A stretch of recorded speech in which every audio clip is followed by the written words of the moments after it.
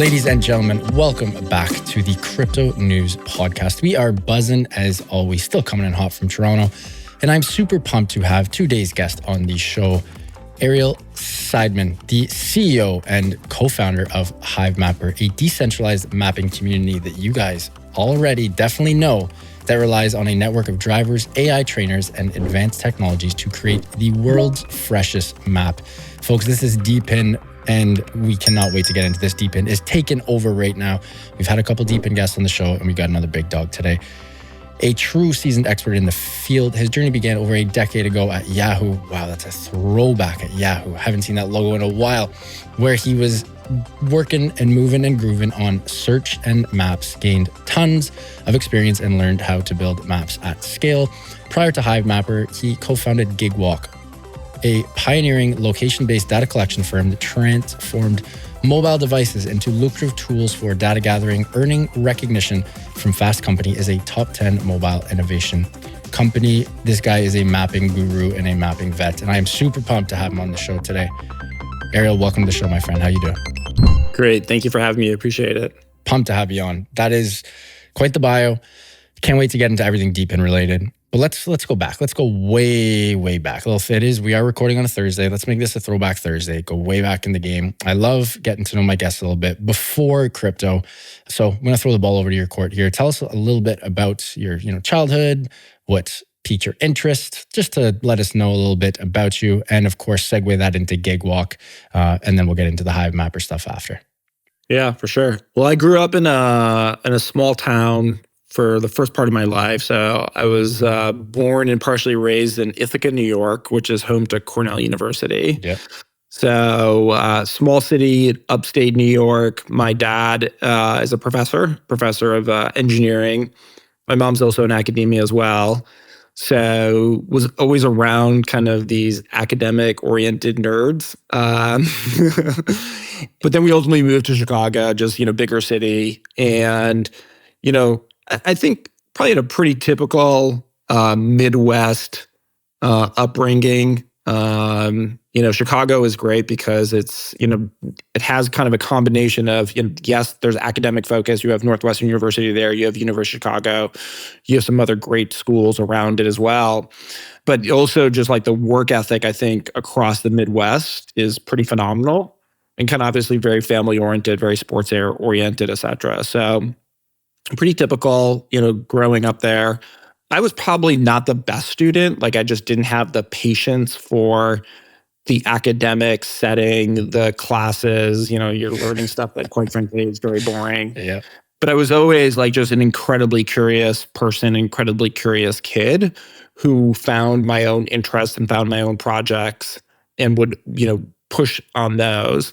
I definitely was very spatially oriented. And what I mean by that is, when you're just kind of traveling, you're just like, would be like, okay, I want to like, a lot of people just go and like, okay, what are the cool tourist attractions? I would literally go to a map and find my way around or like try to discover and understand how the city was laid out. Yeah. Right. So it was always fascinating to me, like how, where the airport was relative to the downtown area, where was the metro or the subway system? Did they have a subway system? If not, why not? All those types of things.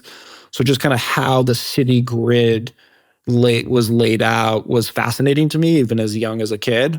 And, I was into video games, but was more into like games like Flight Simulator, things that like were technology oriented, or SimCity where you had to like build stuff, than just kind of like random games. So a little bit about me. Happy to kind of transition to my time at Yahoo, which was kind of a very formative time for me in terms of really understanding like how to build maps and how expensive it was to build maps, and the competition between Yahoo and Google at that time was pretty fun and pretty fascinating. Could you build on that? Because, the average Joe like myself, we have no clue. Like I pull out, I remember in the old days, like heck, when I was playing hockey, my parents would use rink maps.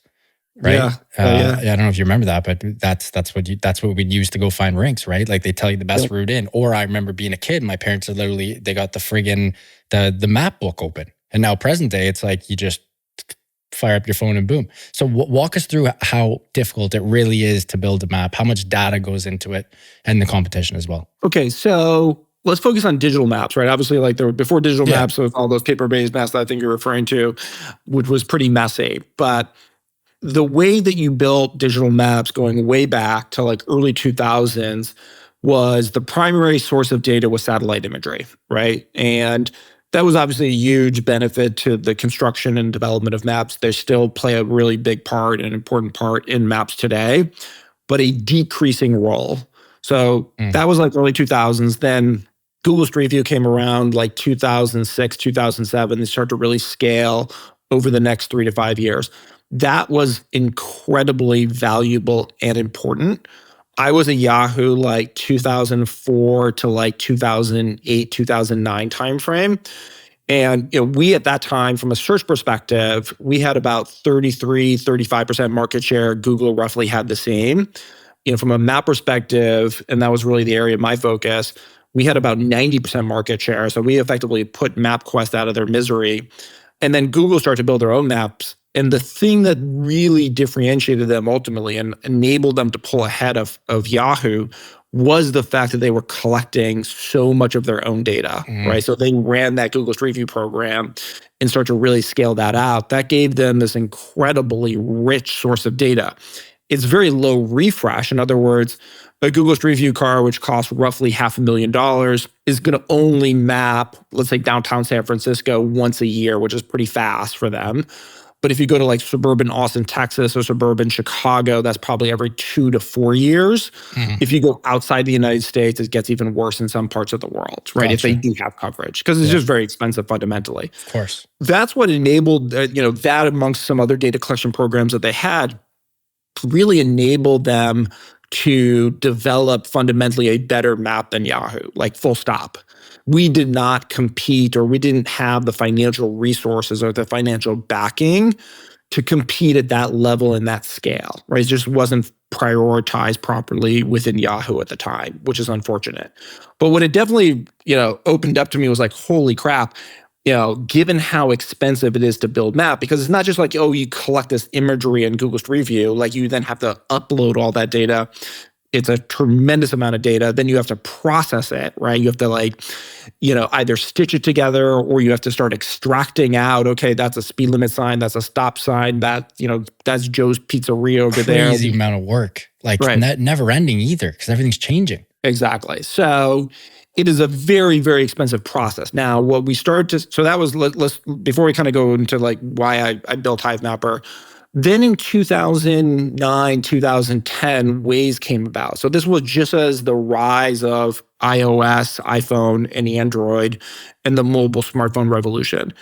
And so what Waze figured out was, okay, we can turn everybody's phone into a data collection source. And the primary data that they collected was really GPS traces. So in other words, just movement, right? Like, okay, I'm over here, I'm on this road, et cetera. And okay, like you're going 40, 50 miles an hour. Okay, boom, now, just because your GPS traces, I can figure out that you're going 10 miles an hour, right? That's effectively the data source that they prioritize and that they leveraged very cleverly.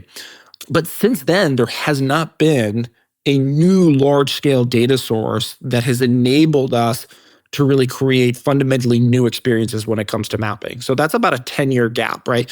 The reason your Google Maps on your phone looks fundamentally almost the exact same as it did, or Waze for that matter, to what it looked like 10 or 12 years ago is because there fundamentally isn't a new large-scale data source. So what Hivemapper is introducing is saying, wait. If you have eyes, in other words, you have cameras everywhere, right? All over the world, and they're constantly refreshing a city, then you can understand and build a new kind of map. Right? Fresh data, baby. Yes. Exactly. So, okay, Google Maps can tell you that just because the GPS traces, which is, again, it's just movement, they can say, yeah, this person or this part of the road, traffic usually flows at 40 miles an hour, and now it's flowing at 10 miles an hour. Hey, there's traffic there, right? But they don't know fundamentally the reason. So is it because there was floods? Is it because there's a 4-car crash? Or is it a little fender benders or police activity? And if you don't know why, then you can't make good decisions, right? So that's one element of it. The other element of it is what you just described is things are always changing, right? Like speed limit signs change, just the flow and the road network changes, different businesses pop up. Yeah. all of that information is constantly changing. There's road construction that affects navigation and your ability to navigate in certain locations. All of that is constantly changing. And eyes, in other words, cameras everywhere, Yeah. are really the best way to understand what those changes are, and then B, how those changes affect navigation. Well said.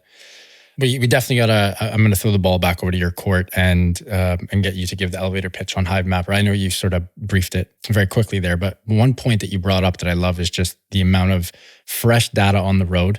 When I have a normie friend, a non-Web3 friend that asks me about DePIN, I often give the car example or the Wi-Fi example. It just seems like sort of two that are front of mind and at least not trendy, wrong word, but like has a good chance to actually, go mass market. And sort of the example I always give them for just so they can sort of feel it out and see it and experience it is the equivalent of that first feeling when you first used Waze like 6-7 years ago.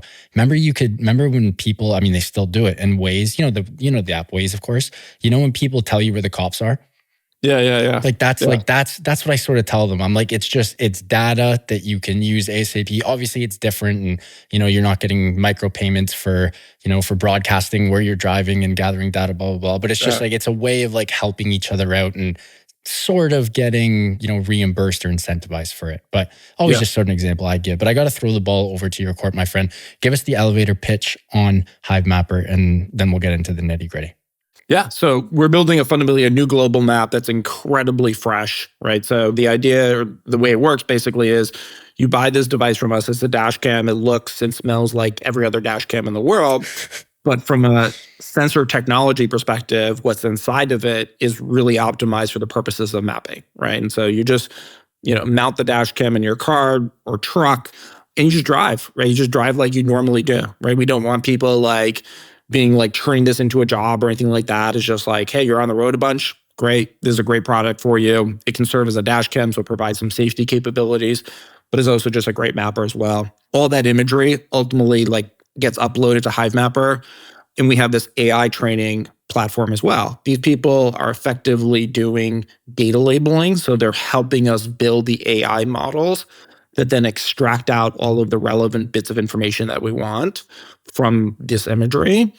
These AI trainers are also doing map QA, right? Okay, they're verifying data. Hey, we think this speed limit sign is located here. Is that correct? Hey, we think this is a 25-mile-per-hour speed limit sign in a school zone, right? All of that information gets QA'd. And in some cases, they're also editing the map as well, right? And so there's about 25 to 40,000 of those people on a weekly basis who are doing, all of these various tasks, which really help us build an incredibly high quality map.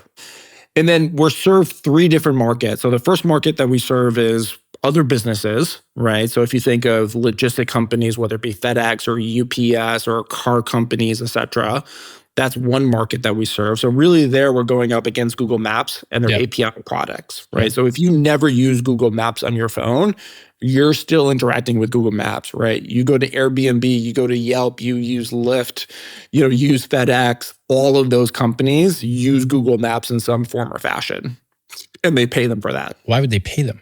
Well, there's about 20 to 25 different Google Maps API products. And if you want to, let's say you're Uber or you're a Gojek or whatever it is, just gives you the best route. You want to provide ETAs to your consumers, saying like, hey, the car should be here in 5 minutes. What's happening behind the scenes is they're hitting a Google Maps API that says, okay, this is where your car is, this is where you're located. The ETA is 3 minutes, right? Or 5 minutes, whatever it is. Gotcha. And so, it's just like if you use Stripe or any other API product, you're paying that company for it. So that's one market. The second market that we're focused on is effectively autonomous driving. Now, let me break that down. There's companies like Waymo and Cruise and others, which basically provide robo-taxis, right? Neuro as well. And we serve them as well. We serve that market for sure. And we have some of those customers. And then the second market that we serve is commonly referred to as ADAS. So this is kind of more level 2. So this would be something like Ford Blue Cruise.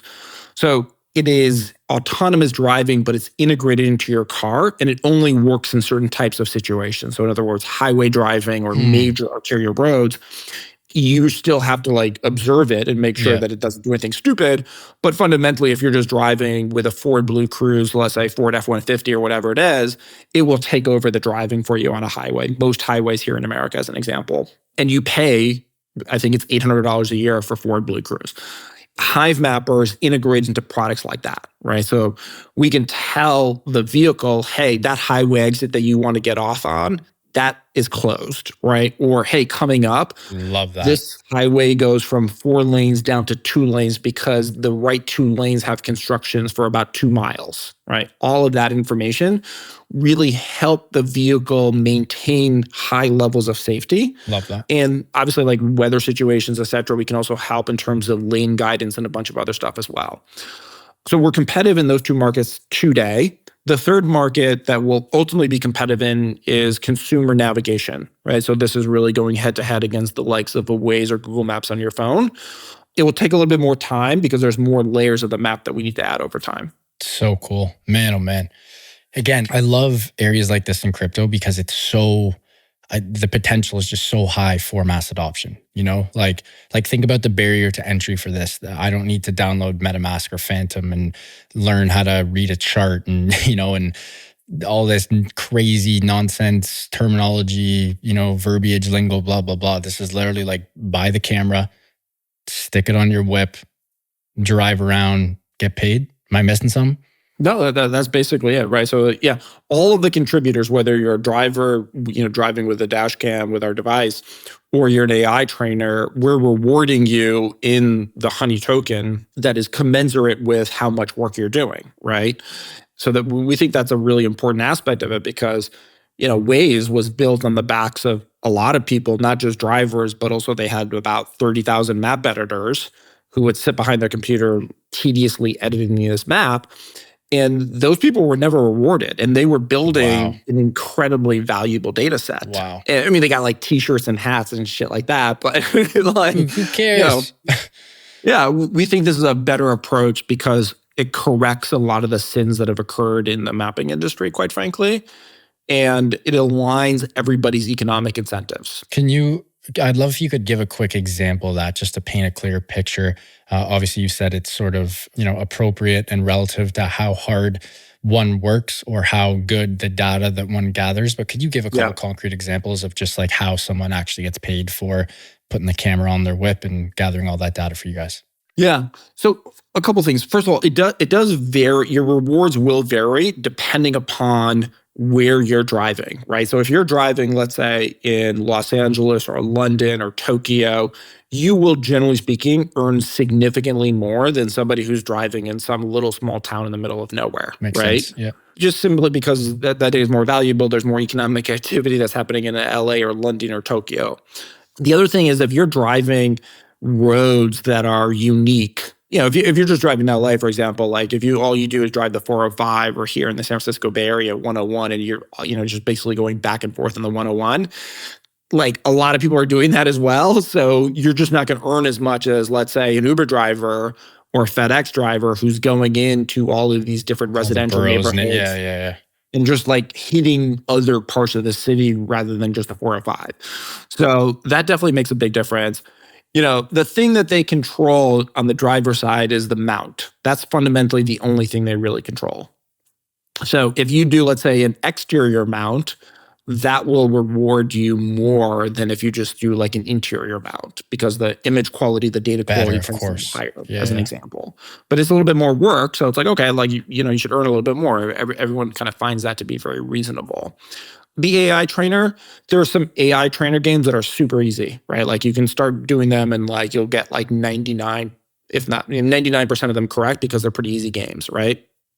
There's other ones that are a little bit more challenging, right? Like a little bit more like GeoGuessr, for those of you familiar with that game. Oh, I love that. What's Buddy's name? Who? Yeah, I forgot the guy's name, but he's a sick puppy though, eh? My goodness. It's pretty crazy. Like somebody took a picture out of like an airplane, you know, window, and he's like, "Oh, that's like this little town in Oklahoma." Sorry, like, you were saying though. So people can also get paid by completing AI games to sort of depict what is and isn't what that, you know, bit of data is supposed to be. Exactly. So and there's different levels, right? There's different levels of complexity associated with those. I think there's about 50 or so different AI trainer games. And so clearly the people who are doing the more challenging ones are going to earn more than somebody who's just doing the very basic, simple ones. So that's an example of kind of how the rewards will vary from one to the next. I will say, though, that there are a lot of people I don't know a lot, but like definitely some people try to turn Hivemapper into a job. It is not a job. It doesn't pay like a job, right? It's just, it doesn't reward like a job. And so, we've been telling people from the very, very get-go is like, if you try, like, this is at best a hobby. Yeah. If you're just like a marketing geek or whatever it is, and like you find this stuff interesting, sure. Like, I love the candor. I love the honesty though. Because remember 2021 when it's like, you don't have a job, play crypto game X, Y, or Z, to make your money, your monthly income. No, this has to be fun. Like, go for your drive. And if you can make a couple bucks along the way, great. But it ain't the primary purpose. The primary purpose is still to get from point A to point B. Like, it's just crazy. Yeah. And so, a lot of people get upset with me for saying that. And I'm like, look, this is not the way the system is designed. And even people with our own community, I think, sometimes get upset with me for saying that. But like, I'm just trying to be transparent in terms of like how the system was designed. It is not designed for people who are trying to turn this into a job. And you're just going to be like, if you do that, then I think you're just going to be disappointed. And so I think better to just be really transparent with folks and be like, no, I think you're just using the thing wrong. And we're not going to like change course here and like, try to, make it a thing where you can, it just doesn't work. Yeah. Totally feel you there. You're on a roll, but we got to take a quick break and give a huge shout out to our sponsor of the show, Prime XPT. And when we get back, we are going to keep it buzzing on everything AI related. Of course, Hivemapper and DePIN, which we have barely touched yet. Until then, huge shout out to Prime XPT, longtime sponsors and friends of the Crypto News podcast. We love Prime XPT as they offer a robust trading system for both beginners and professional traders. It doesn't matter if you're a rookie or a vet, you can easily design and customize your layouts and widgets to best fit your trading style. Prime XPT is also running an exclusive promo for listeners of the Crypto News podcast. Use the promo code CryptoNews50, that is CryptoNews50, all one word, to receive 50% of your deposit credited to your trading account. Again, CryptoNews50, all one word, to receive 50% of your deposit credited to your trading account. And now back to the show. We got to jump into a point you brought up, which makes me very curious. The AI training, obviously it's needed with the boom of AI over the last couple of years and just how efficient and powerful AI has become over the last couple of years. Could you guys have built this out like pre-2022 even? Like, were the AI training modules, platforms, my apologies, I don't know the correct word to use here, but those agents perhaps, just AI as a whole in a general bucket, was it good enough to like help get you guys across the finish line? Or is this something that's like, hey, now that we have the really good AI tech to help us map what is what and what is not, this gets us across the finish line? Sorry for the well-worded question, but that's a good question. Yeah. The short version is yes, we could have built it before 2022. There's two aspects of this, though. The types of AI that we use is commonly referred to as, computer vision. And so, a lot of that technology definitely existed before 2022. There's definitely some work that Meta specifically has done that makes some of the technologies that we use, and they've open sourced this to their credit, that make some of the technologies that we use just more productive and more efficient. Gotcha. And so, for example, we can very quickly segment a scene. So in other words, we can say, okay, that's the road, that's a bus, that's a building, that's the sky, et cetera. And so that piece of technology is very, very useful in terms of we will just ignore, large percentage of pixels in an image because we're like, hey, that's the sky, right? Or like, hey, that's a building and we're not interested in buildings for this thing that we're trying to go do over here right now. There's other things, there are other ways that we use that in terms of positioning and so forth that are probably another conversation.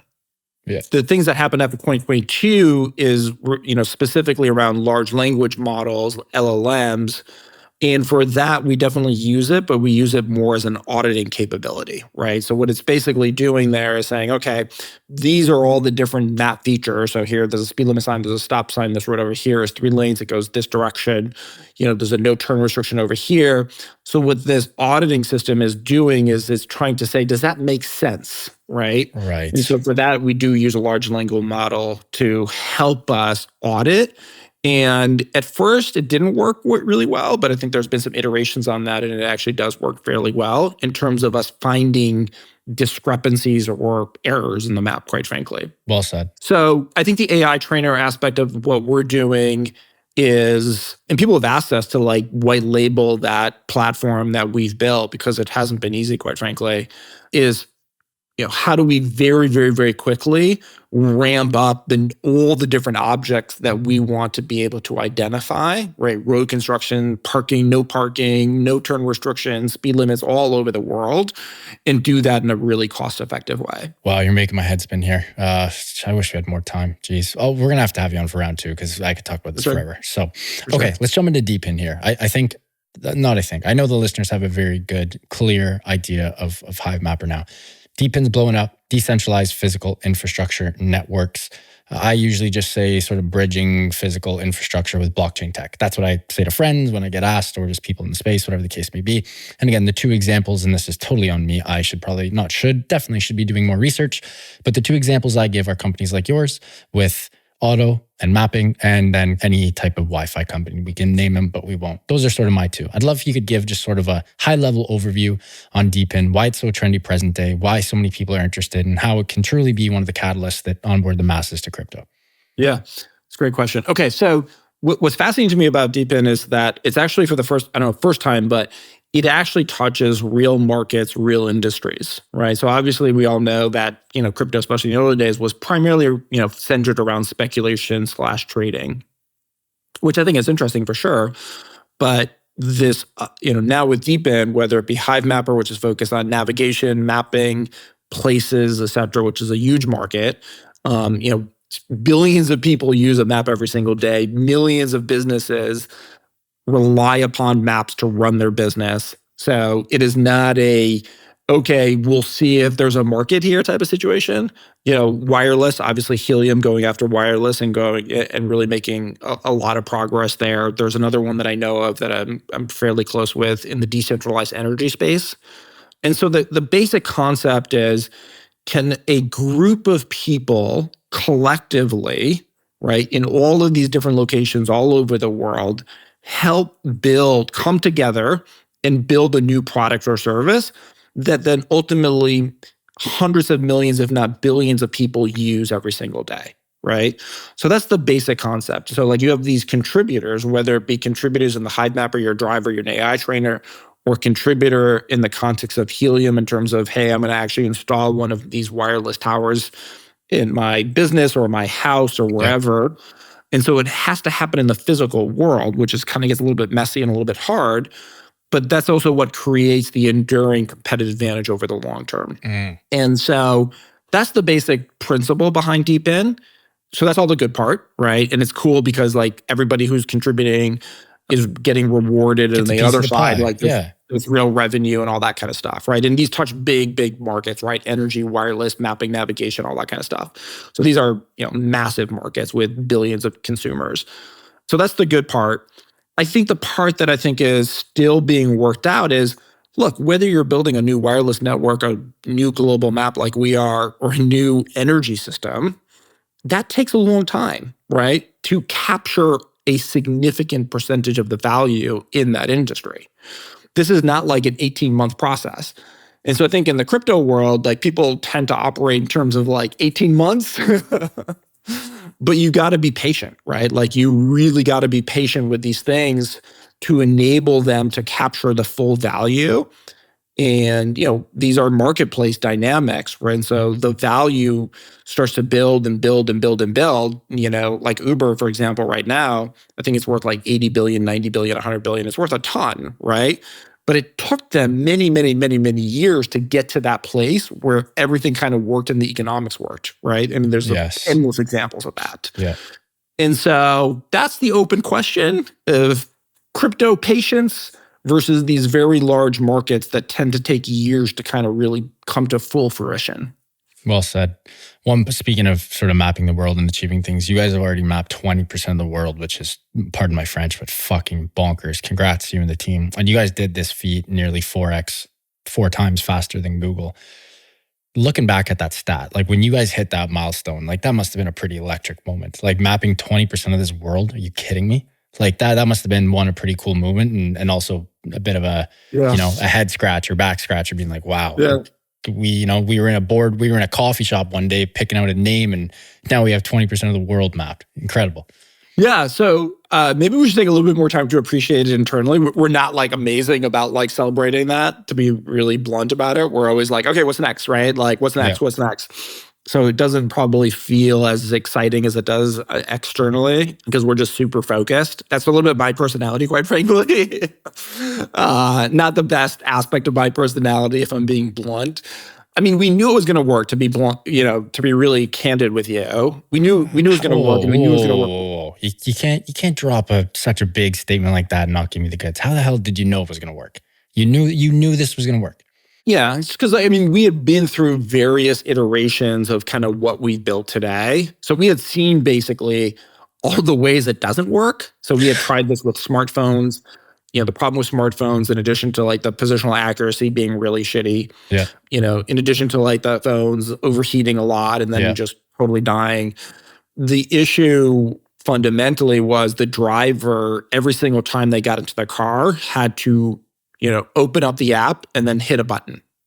So that little friction, right, was enough to effectively, over time, what would happen to all the drivers, they would just disappear. They'd say, screw it, not doing it. Yeah. So now it's just jump in the car, turn the car on, cameras are one button on the camera, boom. Yeah, like when you jump in the car with Hivemapper and you just start driving, the mapper just starts to drive. It starts to map. Like there's nothing you have to do, right? And so the moment that you turn on the car, you give the mapper power, then boom, it just starts to do its thing.